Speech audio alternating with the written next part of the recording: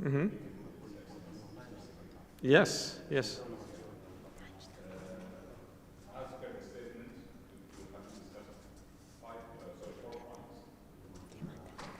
Yes. Yes. Yes. Yes.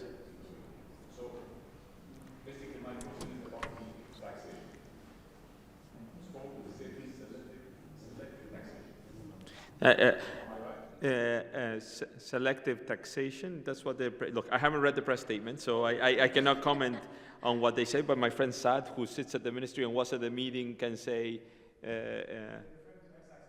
to excise taxes, yes. Okay, okay. Yes, I will elaborate more about issues of broadening and diversifying the revenue base for Kuwait. I will do that in the presentation. In fact, we discussed those issues. Our recommendations are to gradually increase non-oil revenues as follows. The first recommendation is to extend the corporate income tax to all domestic companies. These are IMF recommendations, by the way. It's not something, I want to make sure. I'm speaking on behalf of the IMF. I'm not speaking on behalf of the authorities. The authorities have their own plan. These are different entities. Our recommendation is to extend the corporate income tax to all domestic corporates. This will be roughly to start this year, in the January. next. No, not in January, but in 2027, correct? In 2026, in the next 12 months, let's say. Then the sequencing is that then you would raise, the government would, we recommend, would raise excise taxes, gradually in two tranches to commit to fulfill their commitments to the GCC, and subsequently to raise VAT. And again, in two tranches, again, to meet commitments with the GCC. Our recommendation is based on the fact that Kuwait has the least diversified revenue base in the GCC region. And you will see that I was very careful in saying that this will be gradual increases in taxation and phased over time. Because, of course, the population needs to get used to paying more taxes. And also, we're very mindful of the increases in inflation, right? You have to manage price stability at the same time, okay? So that's overall like our recommendation. But again, I will explain later in the presentation. I don't want to discuss measures in isolation, because in our view, what we usually recommend in countries, and we recommend for Kuwait, is a holistic package of reforms. I don't want to be interpreted as saying now in Instagram, IMF for higher taxes, although we recommend it's part of our package. We will recommend a global package, a package, a holistic package of reforms. Okay? Selected is excises, yes. This is a recommendation because it's a commitment by Kuwait to the GCC. Yes. As part of the GCC process. So we are not saying to invent a new tax or to go more than the commitments that were made to the GCC. Which is capped at 15, correct me if I'm wrong? Or? It's capped at 5. It's capped at 5. Okay. So I want to say for the audience that I would like to introduce a very special person to this audience. I have Francis Vitek, who's the senior desk for Kuwait. I'm the mission chief for Kuwait. Francisco Parodi, mission chief for Kuwait.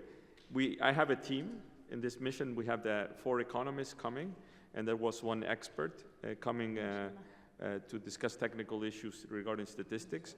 We have a team in headquarters that supports us, but the key person in the team is Mr. Vitek. He's the senior desk for the country. He has worked on the country for 3 years, and he knows the numbers and the exact measures like nobody else in this country or in the team. So sometimes I would ask him for some for some clarifications on the numbers. Sure. I've been, I think we had 40, 50 meetings this week. So I'm reaching the end of my 19-day visit. So a bit I know the issues well, but sometimes I may forget a couple of numbers. Thank you. Yeah, okay. I think we're ready now. It's almost 7. Okay, 7:06. أخ محمد إذا بتفتح انستغرام. صوت واضح، صوتي واضح. I think my voice is clear.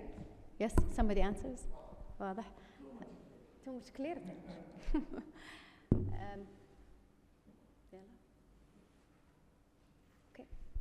بسم الله الرحمن الرحيم والصلاة والسلام على رسول الله أشرف الخلق والمرسلين. We're very happy to have you all here in this room discussing the IMF outlook, almost ready outlook for Kuwait 2025 over the past year. I'm not going to give a very big introduction. Everybody is fully aware of who is the IMF, International Monetary Fund, and Mr. Francisco Parodi, I hope Parodi, yes? Parodi. Okay, the pronunciation. Not Parudi or Paruti. There's something that's called gunpowder in Arabic language. You know, it's an Italian last name, but yeah, Parodi. Yeah. He's the head of the mission. Recently, have been appointed almost a year. He has a great history within the IMF as well as within the Treasury of the United States. I want to keep the floor to him. Unfortunately, I didn't have the time to discuss period. Usually I discuss period to any conference to have a meeting to discuss what we're going to talk about. So I'm new to the presentation. I'm going to ask questions as we go on. And we're going to keep an open Q&A for another 15 minutes. Inshallah, we're going to make it to time. Hopefully, we're going to end at 7:45 as usual. But we can hold him on the side for another 15 minutes. So the floor is yours. You can hit it. Thank you very much. It's such a pleasure to be here. I'm going to start timing myself to make sure that I don't I'll speak. stop you. So mind Okay, that. you'll I'm not stop going to me, be yes. rude, but يعني تمارس time. So let me see. Do we go to the برقية. بسم الله تونا. to the slide إيه السلايد ما يشتغل. here? It's okay.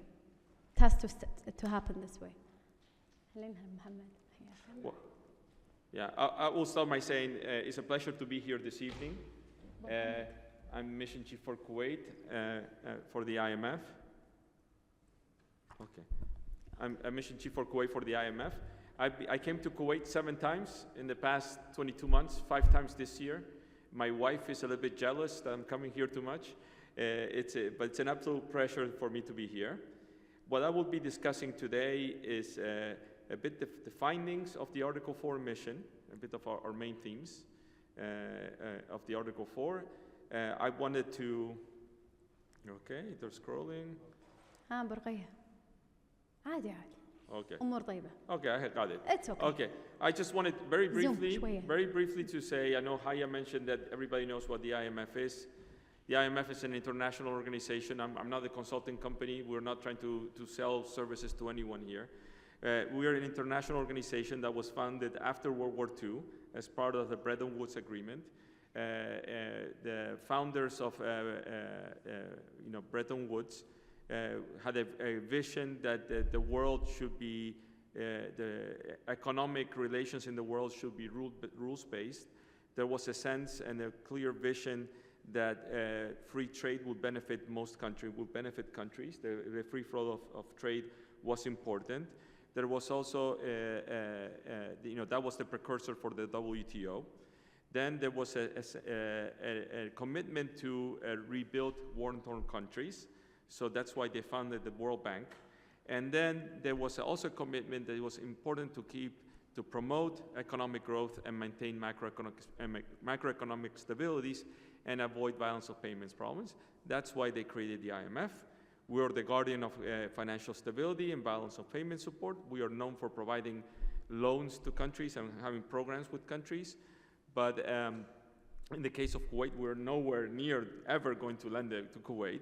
But as part, Alhamdulillah.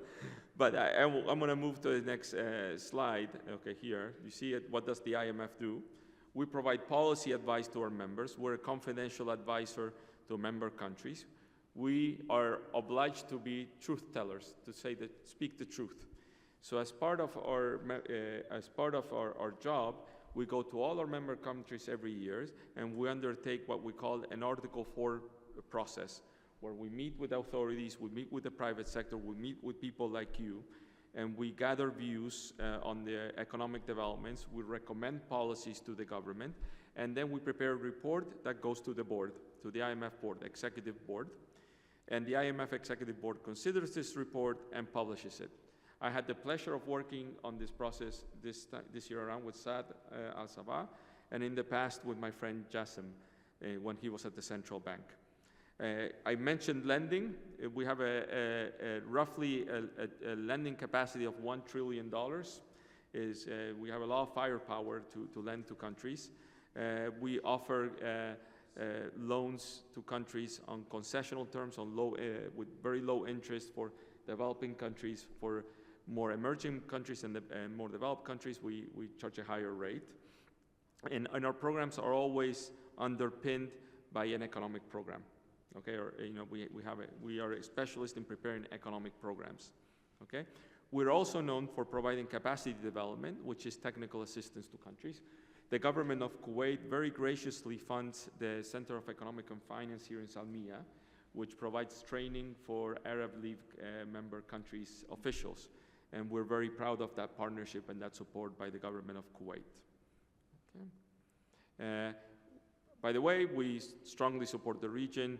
Here are some of the programs that we have with countries. The most, I think, you're aware that the one with highest profile in this list, I think, on the left, is Egypt. Yes. Where we have a big program with Egypt. We have a program with Morocco. We have a program with Jordan.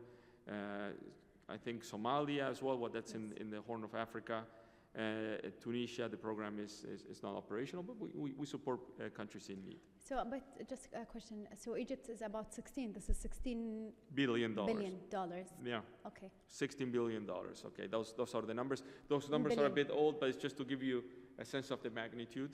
In particular, the case of Egypt is quite important for the IMF. It's a country that experiences balance of payments difficulties and requires support from the IMF.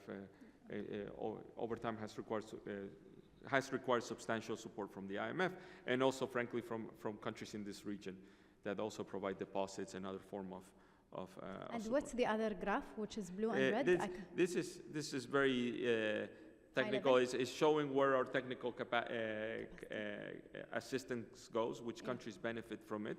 Okay, I would like to say that Kuwait, this technical assistance is not limited to developing countries. We help Kuwait. We help Kuwait on technical matters, the Ministry of Finance, Central Bank. We also help the Central Statistical Bureau. So we provide this to countries in need. Okay? So if I may, with your permission, Haya, I would like to talk to developments on projections on Kuwait. Yes, we're here to hear that. Yeah, okay, on Kuwait. So can you see this? إذا بس تقدر تنزل التايتل ما نقدر نشوفها باللون الأزرق. Okay, no problem. I mean the upper chart there. Okay. The upper chart that you see you see two charts with lines are would show the following. The chart on the left, top left, shows that the petroleum price, the oil price, has dropped compared to the same time last year. Okay, so compared to the last time we came in December last year, in October last year, oil prices are lower. The outlook is softer, and also trading partner growth, who you export from, is roughly the same. It's a bit more of a moderating growth, in the rest of the world. Okay, so I just wanted to give you a global perspective. But what we see in Kuwait is that I have to say, I have positive vibes in this mission. I think the recovery is underway, particularly in the non-oil sector.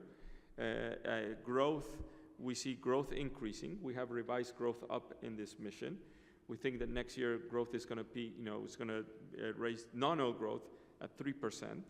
Okay, and plus the current 3% or growth at 3%? Growth at 3% starting 2026. Okay.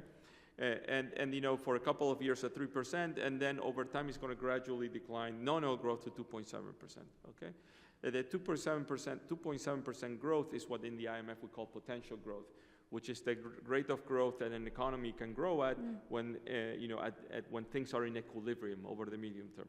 We increased this a bit in the mission from 2.5 from 2.7. Why did we do that? I mean, you might say, okay, these are... It's only 0.2. Yeah, it's only 0.2, but it's, let me tell you, this is important, because Kuwait has the lowest potential growth rate in the region. And we have been, in the past 2 years, or 2 years ago, we downgraded the potential growth rate. We downgraded the growth path, the nominal growth path. For the first time, we're upgrading the growth path on the back of the investment projects that are being put in place right now. I came in September, I came in May of this year, and in this mission we had canvas ministries. We were very thorough, and what we found is that there are new investment projects that are in the pipeline that are being implemented, roughly in the order of 14 billion KD over the next 5 years in the areas of energy, non-energy projects in the areas of housing, in the areas of electricity, and in the areas of infrastructure. So this increased investment is what led us raise our growth projections. He's gonna, it's okay. Okay, no problem. He have done a better job than the other PDF, and he insisted on that. So I'm gonna let him. Buraqaya rules here. There is my presentation. I saw it. 1 second. There you go. No, that one. He edited on that. Oh, he edited? Yes. Okay. Because of the Zoom. Oh, okay. Yes. That looks مشكور good. برقية. تعبناك ويانا. Oh, there you go. Yeah, so it's nice and clear now. No, nice and clear. So now you can ask me tougher questions. مشكور برقية. Okay. So we see overall a recovery from recession. We see more robust nominal growth. We see that inflation is moderating. It will moderate to roughly, will reach 2% over the medium term. So again, a positive story on the growth on inflation. Okay? Yes. I have a question. Yes. So when you say inflation, sometimes, personally, again, from where do you take the numbers? From the State Statistic Bureau? Of course. Okay, sometimes, personally, I doubt their numbers. So how are you sure of those? Look, what we do, Yes. we have to take official numbers. Okay. I'm not here in this country, so I don't feel it. I don't go to the co-op. I don't go to the... I feel it. I I'm know a you mother, feel- trust me. So what I can say is I analyze the numbers, and this Yes. is what we see, and based on our projections, this is what, this is the path that we see for inflation in Kuwait, which is a benign path going forward. We see clearly declining inflation. Doesn't mean that you don't feel it, Yes. but we see a decline. Okay. Trust me, I feel inflation in the United States too. So I understand, feel your pain, but the numbers show what they show. Okay. And we are confident that these numbers reflect, at least the trend. Okay? So I think the title here is that one thing is important here is that the current account balance, which is essentially the current account balance for a country is the balance of your transaction with other countries in the world, okay? And for Kuwait, it's a very, very simple, it's a simple story. You have a lot of oil exports, right? And you also receive income from your investments abroad, okay? And over time, what we see is given the projected oil price decline over time, and given your oil production profile, we see that over time your current account will decline, right? Your balance with the rest of the world will gradually decline. You have a very high current account surplus, okay? What was the number this year? 22? What at 22? Last year was 29%. That was in 2000. Excuse me? Yeah, so it's 29-23%, but we see a decline, okay? Yeah. And again, here the chart of the right one I want to show is this the 13 billion dinar number I was mentioning. We were able to quantify it by make some estimates on how much will be invested each year based on some internal methodology. And given that the investment projects are large, and given that there's a high income component, this will put additional pressure on the current account balance. Okay. Now, here's another important point. That of course your country receives, your government receives most of their revenues from oil, either oil that's being pumped off the ground now, or oil that you had pumped out of the ground and is sitting at the KIA and receives income now, right? Now, so when you look at the overall, we call it net lending, the overall surplus of the country, or the overall fiscal performance of the country, is a very positive one. Okay, it's north of 20% of GDP. Okay, very high. But when you look at when you strip that, because you cannot use your future generations fund, right? We know that you don't use your future generations fund. The picture looks different. We see widening fiscal deficits. I think last year the fiscal deficit, or this year, is projected at 4.2 billion KD, and over time, if there are no policies implemented under current policies, the deficit will become larger. Even larger. Yeah. Have you forecasted this? Yeah, yes. This one? It's the dotted line in the bottom. The dotted line, dotted line in the bottom, okay? Now, on the government debt, this is important. I think the Finance and Liquidity Law is a major law that was passed by the government this year. It allows the government to issue debt. We find this as a positive thing. For not only because you will be able to pay for your operations, the debt, is projected to increase to reflect the higher deficit, because it also provides an opportunity to further develop your financial markets. I will talk about that more later. Later, I have a question. Yeah. Later. Yes. So let's talk about opportunities and challenges for Kuwait. Again, I'm framing here. I will go very quickly. Your country has a very nice vision 2035, that clearly defines its aspirations to build a more dynamic and diversified economy. And the notable developments we see for this year are the adoption of the Financial and Liquidity Law, the introduction of CIT for large multinationals, and look, we're eagerly waiting to find what's in the mortgage law, and we are reading with a lot of interest on the announcements of large-scale infrastructure projects, and I referred a bit about those before. Okay, so these are things that are notable developments. I think these are positive developments for the country. Okay, now what we want to talk about here is that clearly more of a challenge and opportunity. I want to direct. I said that Kuwait is the least diversified economy in the GCC region, and growth, nominal growth. If you look at the chart on the right, which plots growth, nominal growth for the GCC countries, Kuwait.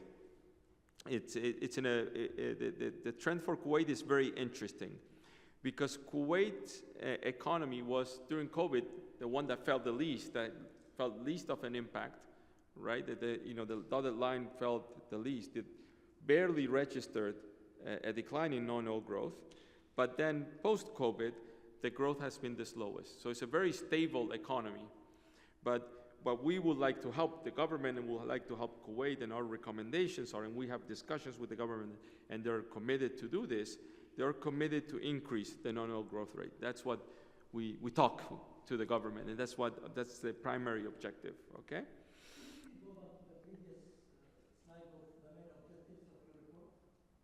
No, these are not the main objectives. It's not the main objectives of my report. This is Kuwait Vision 2035. So, and the notable developments. Okay? Okay, no, you're welcome. You're very welcome. Let me see how I'm doing for time. Oh my God, I need to hurry up. I need to hurry up. I need to move it. Okay. So here, what I want to say is, clearly what we recommend is that there need to be reforms for Kuwait. We recommend reforms for Kuwait to improve business efficiency. We are particularly honed in this mission on infrastructure, where Kuwait's level of infrastructure and infrastructure quality lacks the region. We welcome the government efforts to increase investment in infrastructure. Our recommendations is that to increase investment in infrastructure by 2.5% of GDP by the next 5 years, and we welcome the government's great efforts and that are showing tangible results in increasing foreign direct investment. I'm impressed by the efforts of Khadiva there. Okay. Now here we have a conundrum. We have a conundrum for Kuwait. Kuwait has the largest or the strongest public sector balance sheet in the GCC. When you look at the chart on the left shows the public sector net assets of Kuwait, which are the assets on the ground, which are in red. There's 12 times the size of the economy, okay, 12 times GDP, and estimated resources at KIA, which is... Yeah, I was going to say, you added in KIA here. Yeah, I added the KIA. Okay. So overall, Kuwait has wealth of 18 times of its economy, okay? Has assets 18 times the size of its economy. Compared with the rest of the region, right? Like, clearly... Huge. Difference, yeah. Huge difference. However, in the recent, despite the stronger balance sheets, spreads of the recent issuance, very successful issuance by KIA and the government with very good spreads, you're still paying a bit higher than UAE and Qatar. And you're still rated below UAE and Qatar. But you have a stronger asset base. So why? Why is that? Yeah. How can you help get a better rate? And what we say here, again, I had the question from the gentleman. I think you were Minister of Commerce. I heard Mr. Minister with His Excellency, that clearly there needs to be fiscal reforms over time, gradual over time. We discussed taxes right before the broadcast. We think that subsidies in Kuwait are quite high as well. They need to be gradually rationalized over time.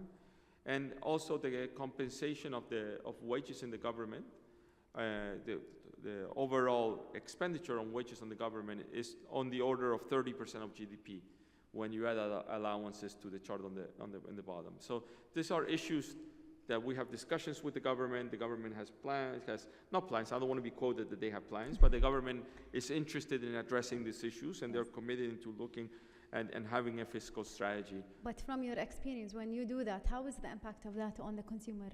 Yeah, that's a very good point. Because it will hit another part of the economy. Yeah, I will move on that, and this brings me exactly here, okay? Exactly here. You cannot look, at the economic reform program and measures in isolation, okay? And in particular, you're correct. All other things being equal, if you only take measures to rationalize spending, it will have an impact on growth. Of course. So there needs to be this fiscal reforms, this part of the fiscal consolidation needs to be balanced by structural reforms and needs to be balanced by higher investment. Okay. And that's our recommendation. So to the government, or what we recommend to Kuwait, I don't want to say to the government, but Kuwait, we recommend 5 buckets. Consultants call them verticals, I learned here, but I call them buckets. First is to accelerate structural reforms. You need to have a stronger private sector, improve the business environment. We would recommend again policies to reduce the public wage premium, and active labor market policies to promote investment, employment of Kuwaitis in the private sector. Yes. And these are measures that will take a long time. We had discussions in the government about this, and they're clearly understood. Expand the housing supply. We welcome the government's housing supply plans. These are more than welcome, and they will have a transformational impact on the economy, particularly as the mortgage law is passed, and it will also spur more intermediation. And of course, I mentioned the issuance of the debt law, which will help create a market-based yield curve over time, okay? As a benchmark, you need a yield curve to use as a benchmark to further develop the financial markets, okay? But the debt law, is it targeted for increasing let's say, the operational side, or to make new economy engines? Well, because if it's that, then we'll go from debt into another debt. No, the debt law is strictly a fiscal law to finance government operations. Okay, the debt by itself is not going to do anything. Well, you know, the money is fungible, as you know. Yes. So the important thing is that, you know, you're very, very, very sharp is the next bucket, because I can talk to you about the next bucket. Yeah. There needs to be a fiscal strategy Yes. to gradually reduce the fiscal deficit, rationalize public sector wages, as I explained, phase out energy subsidies, and scale up investment, right? So there needs to be a budget that's supportive of growth, a growth-friendly budget, okay? That will be our recommendation. One thing I learned in Kuwait is, I'm going to talk about the main, the bucket here at the beginning is boring. It's something called public financial management. People usually look at me funny when I talk about that, but it's important. It's the way that you manage your public finances, the process to manage your public finances, the budgeting processes, having a transparent debt management framework, and also look at your balance sheet in a holistic way. In a holistic way. Not only look, you know, it seems sometimes I go to some parts of the government and you know, they only look at their part. Yes. It's important. It's important to have a global view, holistic view of the fiscal challenges of these countries.